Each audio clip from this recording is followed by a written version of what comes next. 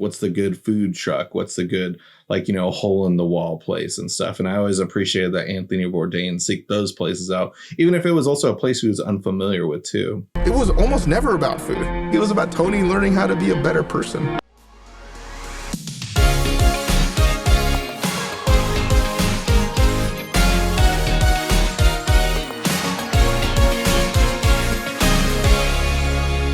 Drive-by movies, you're watching Fresh releases. My name is Blaze.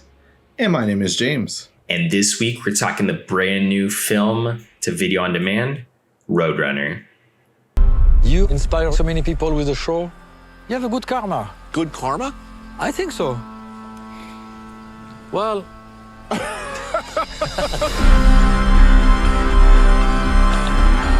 Roadrunner is a documentary about Anthony Bourdain and his career as a chef, writer, and host, revered and renowned as his authentic approach to food, culture, and travel. Anthony Bourdain is someone I grew up with slightly. I didn't only have one TV in my household. My parents, when we finally got cable in my teenager years in high school, I remember they were obsessed with Places Unknown, I believe it was called. That I know Anthony Bourdain had a few shows. But I would catch it all every once in a while and stuff. And I always liked his personality and stuff. He never felt fake-ish or over the top with his cooking shows, because I remember my parents would also watch Iron Chef America, and while that show is entertaining, it's entertaining for the pizza dough! Hamburger! Today's secret ingredient is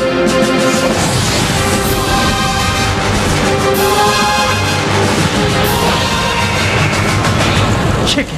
over the topness and stuff. But this one just felt more real, just with him just traveling throughout the world and stuff, and making it a people show as well as a food show as well too. But I'm glad to finally really check out the whole story, even though I was kind of familiar with most of it. But hits right in the feels. This is one of the better documentaries I've seen in quite some time. Blaze, what do you think? Yeah, definitely. I think this is a great it's not a biopic obviously, but biography documentary essentially. I think it really tells a good story about this person that everyone a person who is essentially in everyone's household at one point in time. I feel the majority of people know at least who Anthony Bourdain is, and when he made the jump kind of from Travel Channel to CNN, everyone, even if you freaking hated CNN and it was fake news, he might have made his way onto your TV because of the way he kind of tackled whether it's politics in a way. And it was less about politics, but more about the people, like you mentioned, as well as the travel and food, of course. So I think he had a countless amount of shows. They talked about it in this film, but there was a certain amount of shows that he had. And I think he had originally started on Travel Channel. I think the first episode, if I remember correctly, that I had seen of his first show, No Reservations, he was getting a tattoo in Vietnam. And I think they showed some of the footage, it was a real tattoo with the needle and the hammer, and it was just savage. I was this dude, that's when I was oh, this, a lot of people love Anthony Bourdain for his authenticity, and I think the first time I'd seen him was this episode, and I was oh, this dude is how much more authentic can you get if you're eating something kind of crazy and then literally getting a tattoo from a local wherever you're traveling. I'm that just screamed authenticity to me, really gave me the respect I think that I had for him essentially. Of course, especially too when he visits more just the local food places and stuff. Here in Los Angeles, you can go to some of the best restaurants in all the city, but what people really want to try is the really good spots. What's the good food truck? What's the good hole in the wall place and stuff. And I always appreciated that Anthony Bourdain seeked those places out, even if it was also a place he was unfamiliar with too.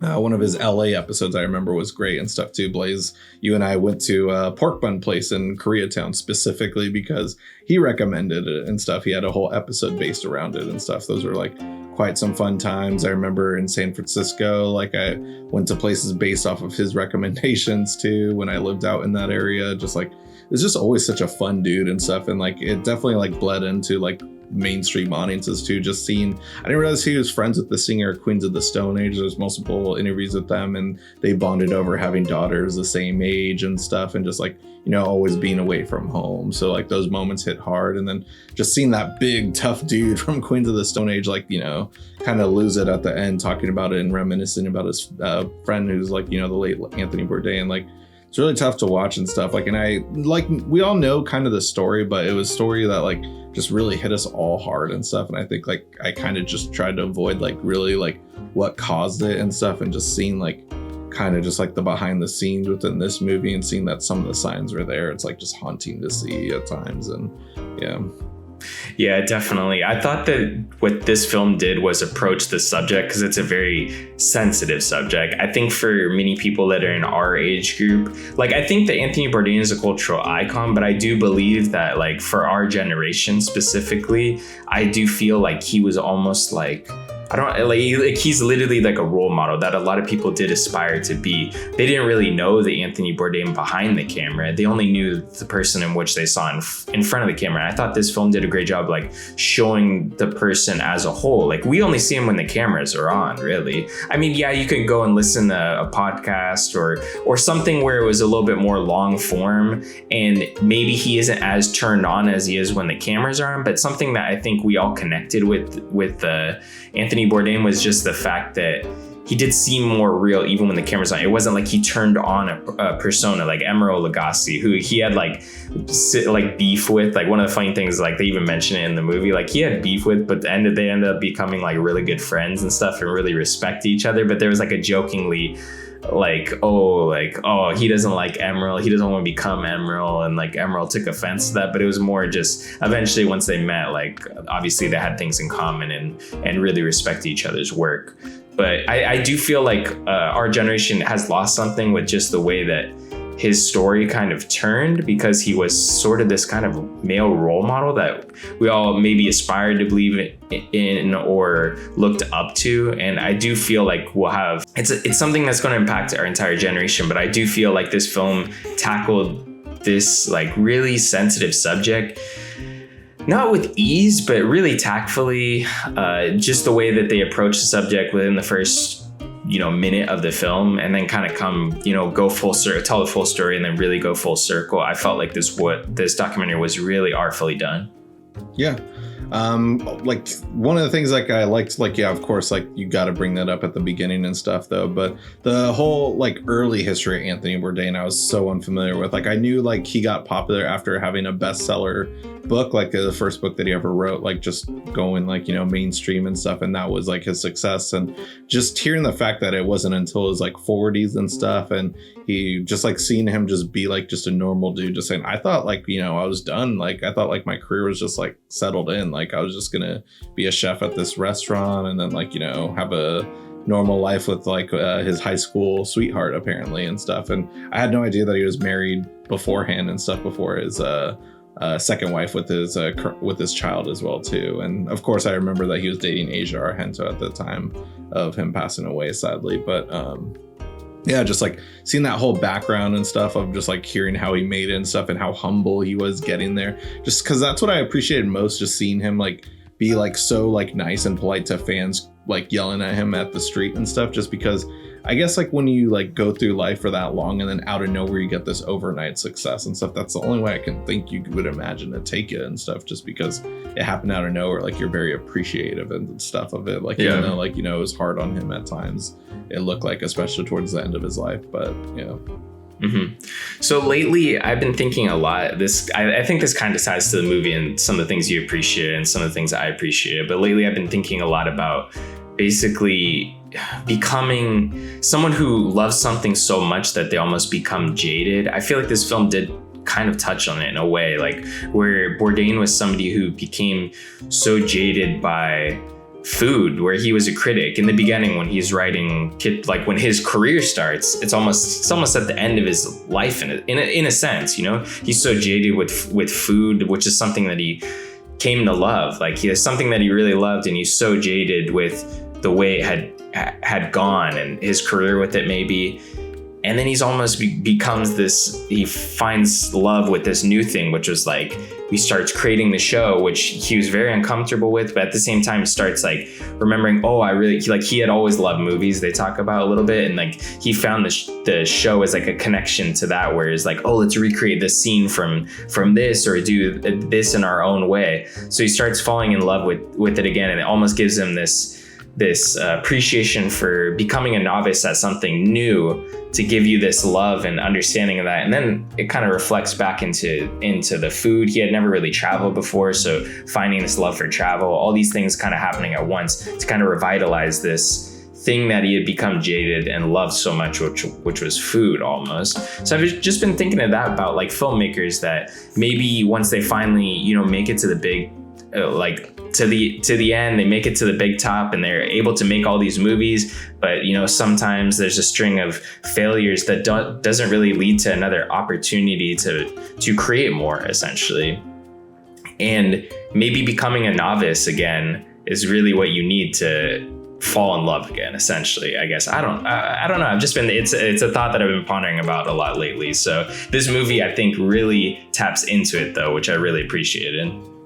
Yeah, no, I absolutely see where you're coming from and stuff. Like, just like he's living the dream of pretty much like just everyone on the planet. Everyone wants to travel and stuff. And, it's got to be hard. Like when, the thing that people try so hard to do, that's his career and stuff. Like, what do you have to look forward to and stuff? And like, yeah, I can see that, like, needing maybe fresh new faces and stuff. Cause it looked like he worked with the same crew his entire career. Like, of course, like in that final year, it looked like they started changing faces a little bit and stuff, but like, being around the same people for so long, not saying that like, he lost his love for them, but just like, like trying to look for that, like, rekindle or just see that little spark again and something to just make it feel like brand new again is really what he needed and stuff too. And it was like a good idea for them to touch up on that as well too. And like it hits all the right spots and stuff. For a 2-hour documentary, it really flew by. Like hearing that about any documentary, I'm like, 2 hours and stuff. And I remember seeing Won't You Be My Neighbor, and it's the same director of that film.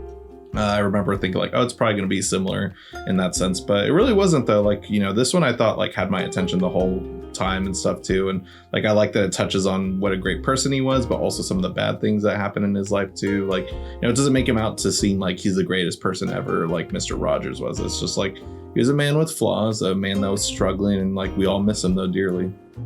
Yeah, definitely. I have to say, I really did appreciate that. I'm glad you brought it up, was just the idea that this film toasts the man, but it toasts the man itself. It doesn't gloss over all the stuff that's really going on there. He had really strong demons, and this film doesn't, shy away from telling you those things. It doesn't just paint him in a positive light. Even in the end, I think the end is one of the most powerful and beautiful things, is when you have his friend, Dave Cho, just freaking destroy his mural, which he was like, this is good. This is honestly like the shit that Tony would have wanted, and he just destroys it. But honestly, the art that Dave Cho always creates always has this sense of chaos. That's always been something that he can really channel, this weird like angst and chaos in his art, and really destroying this mural creates it into almost something beautiful in its own right. Like the original mural is incredible. Like I think it's really well done, but I think that Dave Cho really like sent this film home. I can't imagine it ending any other way. And it's pretty cool that they had like, the guy from Queens of the Stone Age play this song out. And I thought honestly, like from that beginning of how this film starts and the end, I thought that those are great things that maybe your normal documentary director might not have created this, but this film felt like it was made with people who all really love this man and like really brought everything to create something truly special here. Yeah, it interviewed all the right people that I wanted to hear from exactly too, and like it like just definitely makes it like celebrate the life that he had and stuff. Keep watching his show and stuff, and it did make me really want to revisit his life and stuff and like watch his show again, just because there's so many great recommendations. I still keep forgetting about that I know he went to, so like you ever need that, like he's there for us still. Like I love that about it. But yeah, like were you guys fans of Anthony Bourdain? Like let us know in the comments and stuff too. Sounds like we both recommend the movie, so be sure to go check it out. A great way to help support the show is by watching it through our Amazon affiliate link in our description box below. And guys, this is going to be available on HBO Max at some point, which was kind of frustrating because within the first 5 seconds of the film, it says a Max original. And I'm like, dog, we just rented this movie on Amazon, paid the Jackson for it, and it's not even on HBO Max. But at least I probably would have been more pissed if it was on HBO Max and we just paid the Jackson for it. So, I mean, if you're watching this at a later date, this probably will be on HBO Max at some point. So you can check it out for free there, but we definitely recommend going and check it out, and you can check it out on the Amazon affiliate link like we said. But if you guys haven't already, go ahead and smash that like button, hit the subscribe button, and click that notification bell to get all of our latest updates. Also, if you can't get enough of us here on YouTube, well, guess what? You can check us out on all our other social media platforms. Check us out on Instagram, Twitter, and TikTok. All our links are down below. Anyways, guys, that'll conclude this week's episode. Tune in next week for a brand new video.